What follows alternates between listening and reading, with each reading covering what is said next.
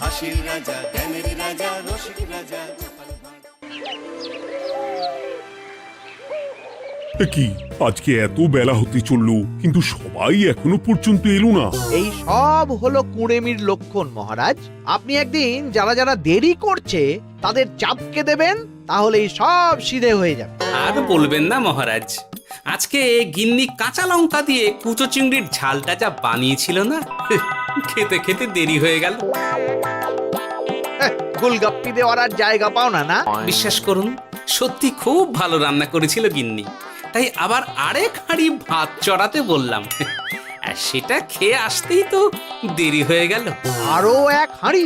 মহারাজ কিছু মনে করবেন না, এই পাঠশালা বন্ধ করে সব গুছিয়ে তাপে এলাম। সুপ্রভাত মহারাজ। সুপ্রভাত মহারাজ। প্রভাত আজকে আর শুনেই, তোমরা সবাই এত কুঁড়ে হয়ে গেছো যে কি বলবো। মহারাজ, এই কুড়েমির আসল কারণ হচ্ছে চর্বি। কথায় আছে, যত বেশি চর্বি তত তাড়াতাড়ি মরবি। আপনি কি বলতে চাইছেন মন্ত্রী মশাই, যে আমি তাড়াতাড়ি মরে যাব আর আপনি মজা দেখবেন?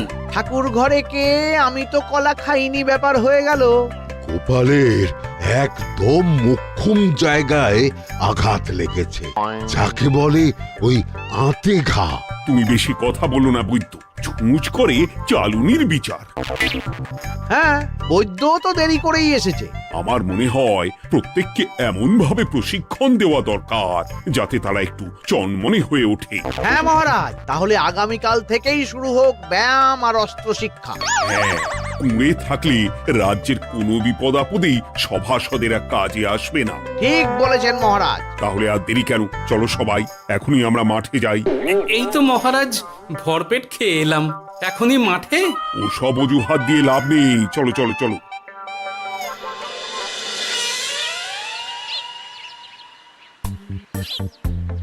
এবার সবাই সারিবদ্ধভাবে দাঁড়িয়ে পড়ো।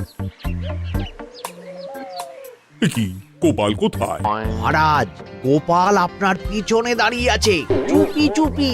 এই এই এই গোপাল, যাও যাও মাঠের মাঝখানে গিয়ে দাঁড়াও। এই চাঁদি ফাটা রোদে কেন মহারাজ সুস্থ শরীরকে ব্যস্ত করছেন? এইসব বাজে কথা শুনতে চাই না। শুয়ে বসে থেকে শরীরের কি অবস্থা করেছো? শরীরের নাম মহাশয়, যা সবে তাই সয়। তুমি যাবে না, তোমাকে এক্ষুনি বরখাস্ত করব। কি জ্বালা! যেখানে আমার সব কাজ বুদ্ধি দিয়েই হয়ে যায়, সেখানে গায়ের জোরের কি দরকার? হ্যাঁ,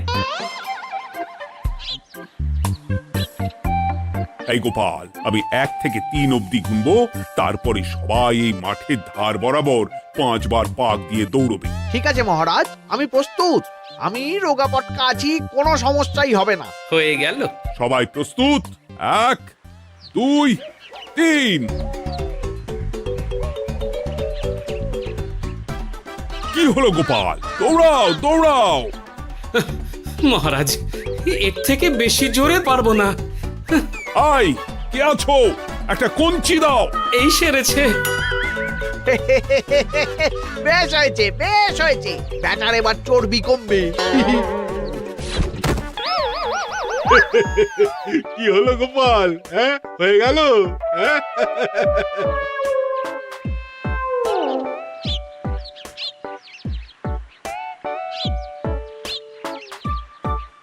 এই উল্টে উঠি, আমাদের দাদু উল্টে গেছে। হ্যাঁ, তাই তো দেখছি। চল চল গিয়ে দেখি। উফ, চেহারার কি অবস্থা বানিয়েছো গোপাল, হ্যাঁ? এতটুকু দৌড়তে গেলেই চিটপটাং। তাড়িয়ে দিন মহারাজ, এরকম বেঢপ চেহারা সভাসদকে আমাদের দরকার নেই। না না, তা বললে হবে নাকি গোপাল? তুমি এক্ষুনি বাড়ি চলে যাও, কালকে আবার মাঠেই দেখা হবে। এই দাদু বাড়ি চলো। ওরে বাবারে!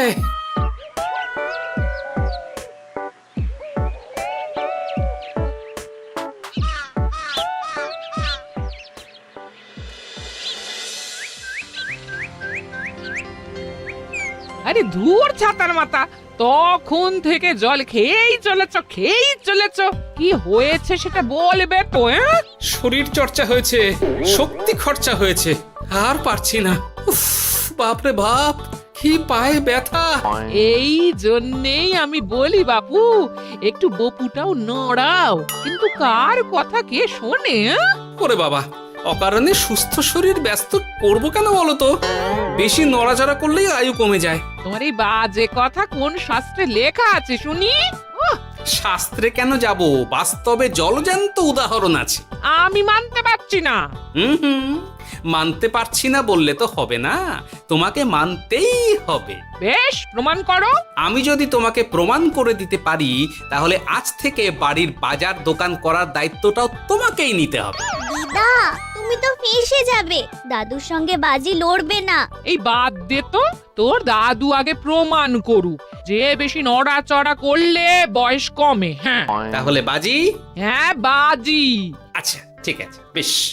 তুমি তুমি একটা পশুর নাম বলো তো, যারা খুব তাড়াতাড়ি দৌড়য়। ঘোড়া, হরিণ, চিতাবাঘ আরো আছে। আচ্ছা, এবার সবচেয়ে আস্তে আস্তে কোন পশু চলে, এরকম একটা পশুর উদাহরণ দাও। কেন, কচ্ছপ? এই তো পেয়ে গেছে উত্তর। এবার তুমি বলো তো, কচ্ছপ কত বছর বাঁচে, আর ঘোড়া, হরিণ, চিতাবাঘ এরা কত বছর বাঁচে? চিতাবাঘ, ঘোড়া কেউই 30 বছরের বেশি বাঁচে না, কিন্তু কচ্ছপ 300 বছরও বেঁচে থাকে। হেরেছে, হেরেছে, আমার বউ হেরেছে। উফ, জীবনের কত বড় চাপ নেমে গেল। হ্যাঁ, এই তুমি আমাকে এভাবে হারালে? তখনই বললাম দাদুর সঙ্গে বাজি লড়তে যেও না।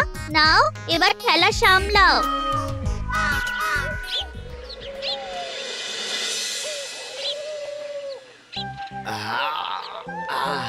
আরো ভালো করে মালিশ কর। আজকে ছোটাছুটি করে পা দুটো বেশ ব্যথা ব্যথা করছে। কালকে তো আবার অন্য পরীক্ষা। আরে আমার হালকা চেহারা আছে, সব সামলে নেব। কালকে তো অস্ত্র চালনা হবে, কালকে আমি কাঁপিয়ে দেব। কাঁপাতে তো হবেই মন্ত্রী মশাই। আমরা আপনার শরীরে এমন ঘষা মাজা করে দেব না, মনে হবে আপনি না একটা জলযন্ত্র অস্ত্র চালনা করতে যাচ্ছে। বাস এই তো চাই। বাবারি, আস্তে আস্তে। আরে বাবা, আপনার তো ইস্পাতের শরীর, ভাঙবে তবু মচকাবে না। চিন্তা করছেন কেন? ভয় পাবেন না, ভয়কে জয় করতে হবে। আরে আরে আরে, তোরা আমার কথাটার সাথে করছিসটা কি? মানুষটা মরে যাবে তো। চিন্তা করো না গিন্নি। বাবা, ওরা বলেছে আমার ইস্পাতের শরীর, ভাঙবে তবু মচকাবে না। একবার এই বুড়ো বয়সে হাত পা ভাঙলে কি সামলাবে শুনি? মন্ত্রী মশাই, আমাদের বকশিসটা দিয়ে দিন, আমরা কেটে পড়ি। বাবারে বাবা, দিচ্ছি। এনে এত খাটানোর পরে এতেই এখন খুশি থাক। হ্যাঁ,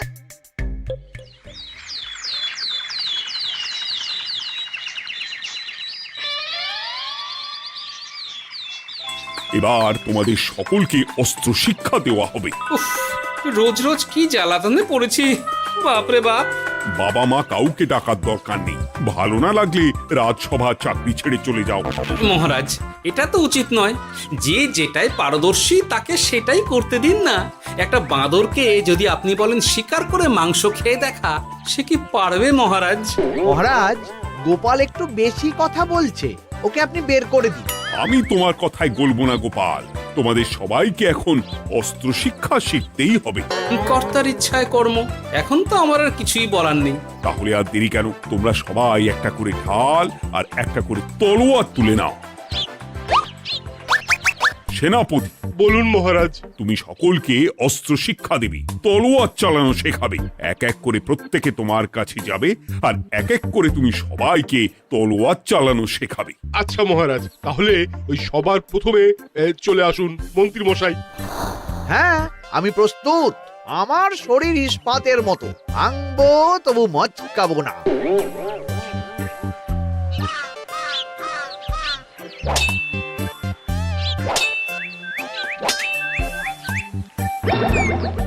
কি কেমন দিলাম? অত সহজ নয় সেনাপতি। আমি মন্ত্রী এমনি এমনি হইনি, আগে অস্ত্র শিক্ষা শিখে তবে মন্ত্রী হয়েছি। এটা কি হলো? হ্যাঁ, আপনি অস্ত্র শিক্ষায় পারদর্শী, কিন্তু আরো বিচক্ষণ হতে হবে।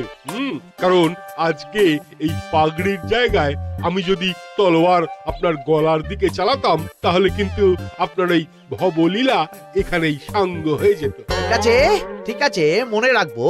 এবার বাকিদের তো ডাকো।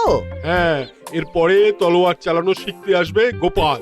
গোপাল দাদু, গোপাল দাদু। বাবা বাবা বাবা, গোপাল তুমি আবার দল বল নিয়ে এসেছো।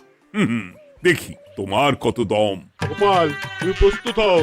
হ্যাঁ হ্যাঁ, আমি প্রস্তুত। ওরে বাবারে, এ তো ভয়ানক চাপের কাজ, আমাকে বেশ বেগ পেতে হচ্ছে। সামলাও গোপাল।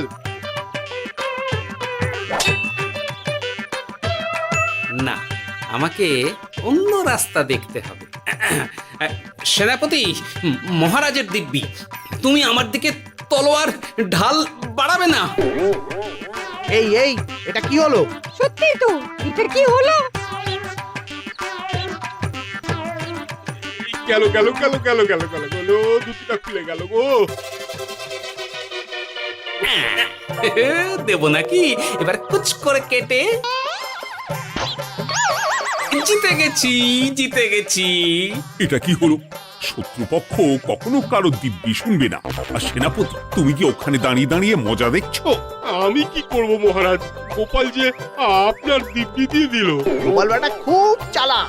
তাহলে এখন উপায়? ওসব গোপাল তোমাকে বোকা বানাবার জন্য করেছে। তুমি ধুতি ঠিক করে আবার লড়াই চালিয়ে যাও। যথাজ্ঞা মহারাজ।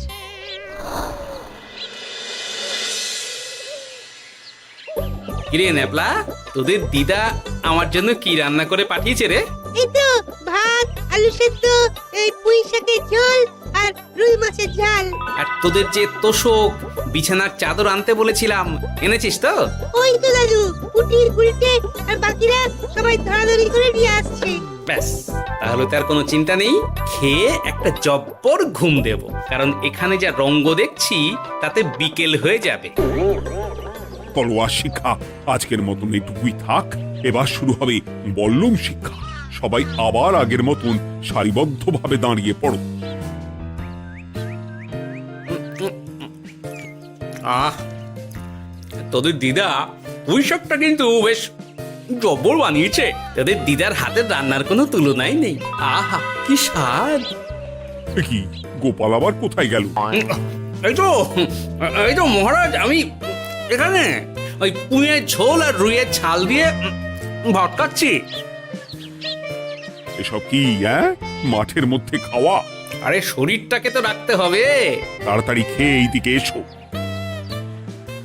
আসছি আসছি আসছি। এবার আমি তোমাদের দেখাবো কিভাবে বল্লম নিয়ে তেড়ে যেতে হয়। দেখান মহারাজ।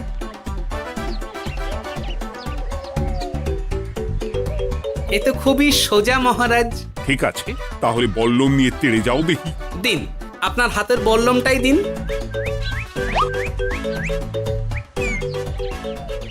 আরে আরে, গোপাল তো মাঠ থেকেই চলে গেল। আমি ডেকে আনছি মহারাজ।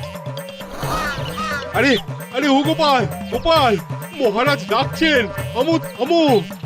মহারাজ বলেছেন বল্লম নিয়ে তেড়ে যেতে।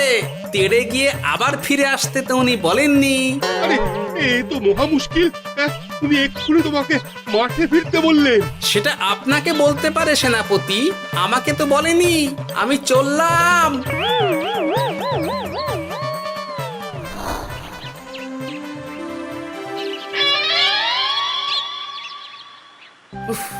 বাবারে বাবা, কি ঝক্কি! অনেক বুদ্ধি করে মাঠ থেকে খাটে চলে এসেছি। আমি আর উঠছি না। এ কি বলি, তোমাদের তো এখন অস্ত্র শিক্ষা নেওয়ার কথা। হ্যাঁ, তোমার বলা নেই, কোয়া নেই, অমনি বাড়ি চলে এলে। আরে বাবা, ওইসব অস্ত্র শিক্ষা মানেই সুস্থ শরীরকে ব্যস্ত করা, অসহ্য খাটনি, অযথা কষ্ট। কষ্ট করলে তবেই কেষ্ট পাওয়া যায়। হ্যাঁ, তোমায় আমি আগেও বুঝিয়েছি, যেখানে বুদ্ধি কথা বলে সেখানে দেহের শক্তি নীরব দর্শক গিন্নি। আরে বাবা, সে না হয় বুঝলাম, কিন্তু মহারাজ তো ভালোর জন্য সবাইকে অস্ত্র শিক্ষা দেওয়ার চেষ্টা করছে না?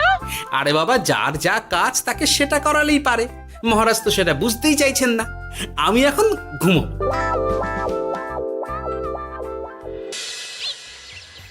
দরজা খোলো গোপাল, দরজা খোলো।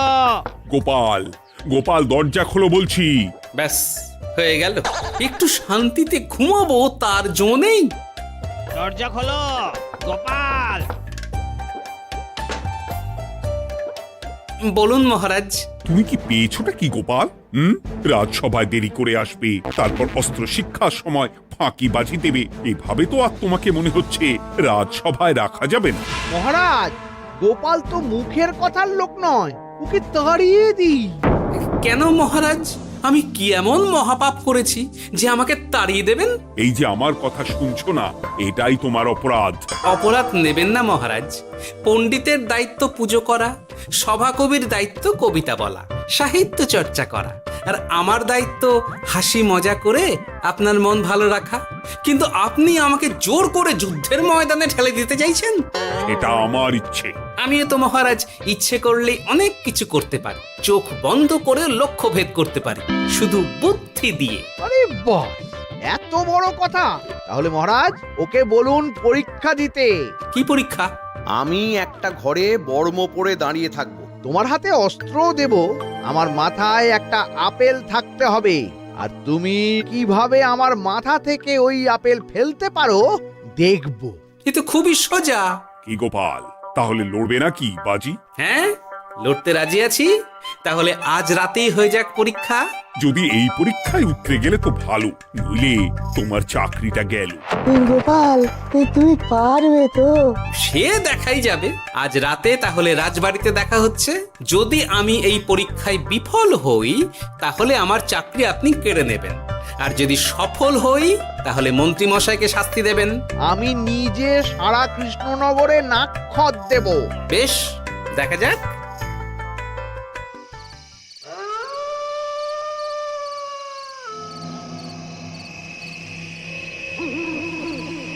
কি মন্ত্রীমশাই, ব্যবস্থা সব ঠিকঠাক হয়েছে তো? হ্যাঁ, এবার শুধু গোপালের পরীক্ষার পালা। আমি তাহলে বাইরে গেলাম, গোপালকে পাঠিয়ে দিচ্ছি।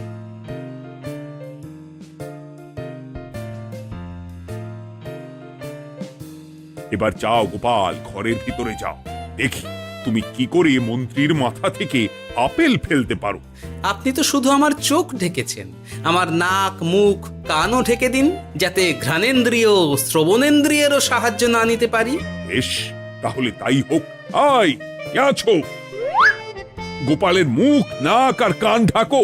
যথাজ্ঞা মহারাজ। একটু মোটা কাপড় দিয়ে নাক মুখ ঢাকো, হ্যাঁ, যাতে সেভাবে আপেলের গন্ধ না পাই। বেশ বেশ।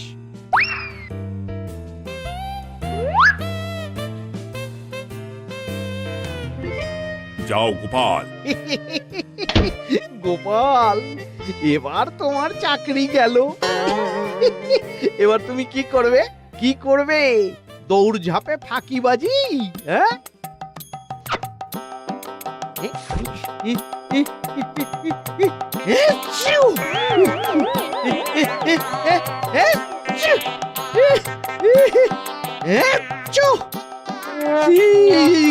গেল গেল গেল গেল গেল, আপেল পড়ে গেল। আপেল পড়ে গেল? মহারাজ, এর মধ্যেই গোপাল আপেল ফেলে দিয়েছে। ঘরের ভেতরে চলো।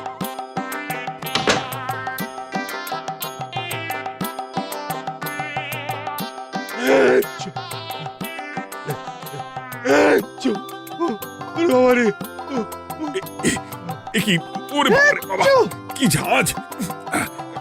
ওরে বাবারে বাবা। কি মহারাজ, দেখলেন তো গোপালের চমক? অস্ত্র ছাড়াই আপেল ফেলে দিলাম। কি, এটা তো তুমি নীতি বিরুদ্ধ কাজ করেছো। সারা ঘরে নস্যি ছড়িয়ে দিয়েছো। মহারাজ, হাঁটতে গিয়ে আপেল পড়ে গেছে। এবার সারা কৃষ্ণনগরে নাক্ষত দিতে হবে।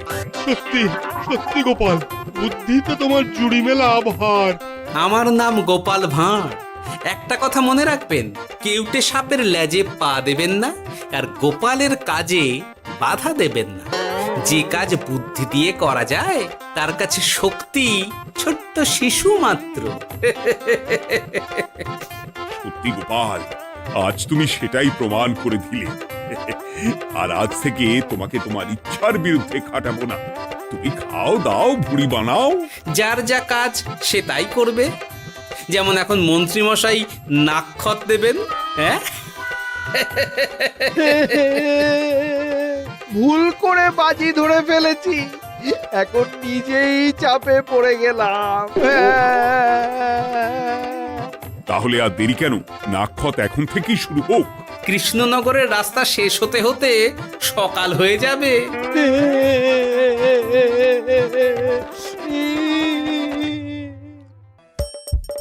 হাসির রাজা, জ্ঞানের রাজা, রসিক রাজা।